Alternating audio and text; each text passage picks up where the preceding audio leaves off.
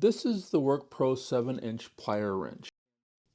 If you look at it, it'll look very similar to a lot of the other top-end plier wrenches. It's got a button and slides up and down so that you can get in. It's about a little over 2 inches, a little over 1.5 inches, sorry.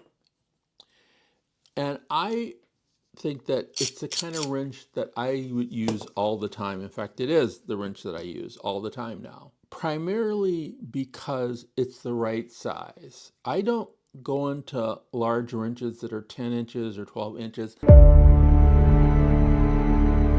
I think that if I need something that large, given both my age and my ability to want to do stuff, I'm going to call a professional. Why do I have this one here?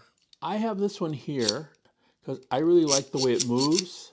I really like the way it is in my hand. It's very comfortable. I also want something that doesn't twist, turn, or flatten out bolts.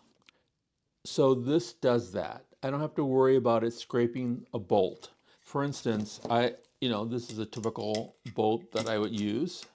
And it will tighten and loosen a bolt as much as I would like it to.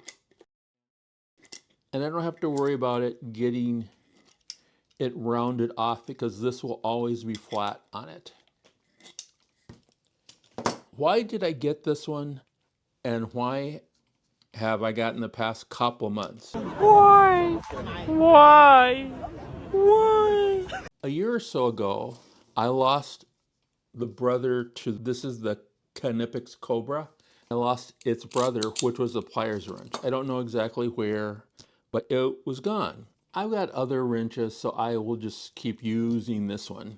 And I did, and I just felt like it was time to get a pliers wrench.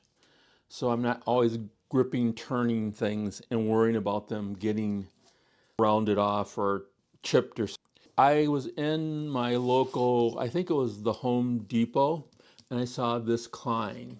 This is the Klien DS507. It's a 7-inch one. And if you notice it, it does slide up and down. It's got about the same,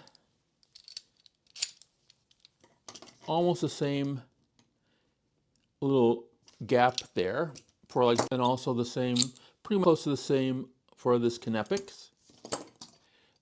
And I thought I would get it. It must have been a return because it was in the clearance items.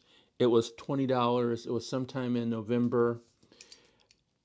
I quickly looked up what it would cost on my phone, and it was in the $30 range.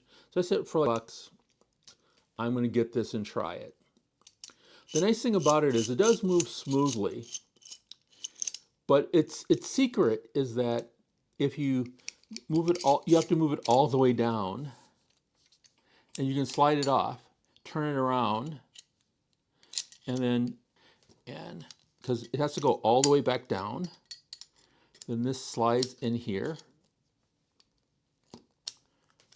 And let's see if I can do this correctly. Well, you see the frustration here with this. Well, to get this back on, you have to make sure that this is all the way down. And then this is tilted up, and make sure it goes up through here. Then it catches, then you can slide it up. The issue is that it's really hard to turn it around and get it on and off. And when it gets to the end, it doesn't hold very well. So that's why I said I'm going to keep looking. And I came upon this WorkPro 7.